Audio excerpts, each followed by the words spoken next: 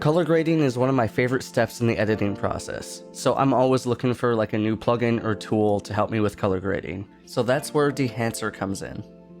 Full disclaimer before we move on though, Dehancer did send me this plugin for me to try and make a review on, but they do not get to see this review before it's uploaded, and there is no money exchanged. Dehancer is a color grading plugin that is meant to accurately emulate film. They have about 60 film profiles and a bunch of other settings like grain, halation, gate weave, and other things to help you achieve a very film look to your footage. If you've ever heard of film convert before, it's kind of like that along the same lines, but Dehancer seems to have more profiles and settings to help you really dial in the film look.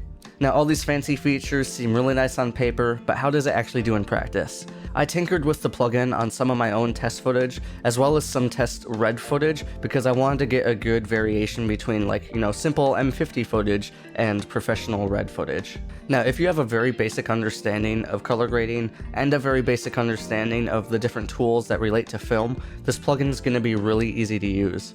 And if you don't know what something does, Dehancer does have a YouTube channel where they break down each of the different settings that they have, and that actually came in really handy for me because I have never worked with film before, so I didn't understand what some of the settings actually meant. Now with actually using the plugin, to start out with your input, you can either just set it to Rec 709, or you can go in there and actually change it and select your exact camera. There aren't a ton of options right now, but I was happy to see that they actually have a profile for my M50, which is what I shot my test footage on. But even with just messing around with some of the other settings for a couple minutes, you can really dial in and get a really good looking grade very quickly with this.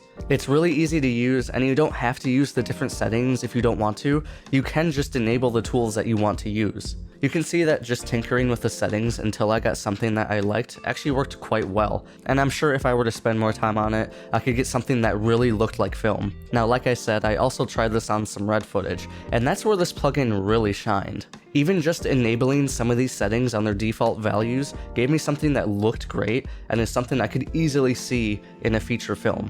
Now I also made sure to try this on some skin tones as well with the red footage, and I got a bit carried away because I pushed some of the settings like gate weave and film a bit too far, but as you can see in the results, I think it looked kinda cool, and it definitely gives me some ideas for some different projects to try on this.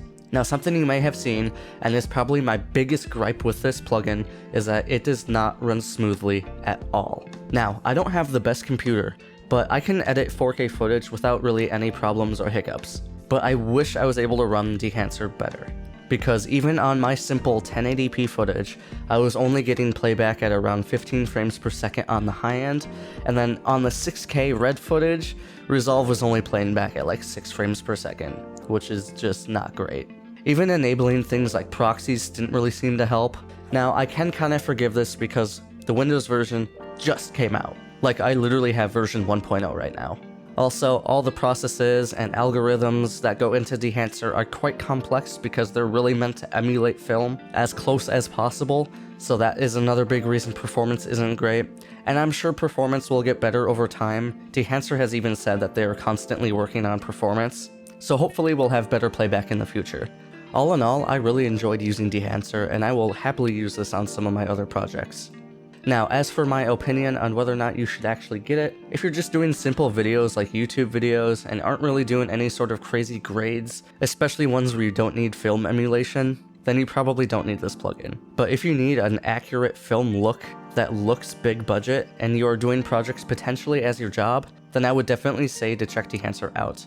You can download the plugin for free with a watermark, so you can at least try it before you buy it. Now speaking of free, they do also have a false color plugin that is part of Dehancer, but you can get the false color completely for free. You can also just buy separate parts of their plugin, like their grain, so you don't have to buy the full plugin because it is quite expensive, and that way if you only need one feature, you don't have to buy into the big product. Give this plugin a try. It was a lot of fun and gave me some inspiration on some projects I could start and probably never finish, because I'm really good at starting projects and not finishing them. I'm basically a pro at this point. Anyway, thank you guys so much for watching. I hope you guys have a great day. See ya.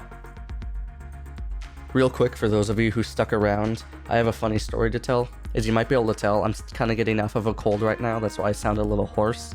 But the other day, I was reaching up for something in our cabinets, and then while I was reaching up, I sneezed, and I'm pretty sure I completely screwed up the muscles in my shoulders because they're really sore right now.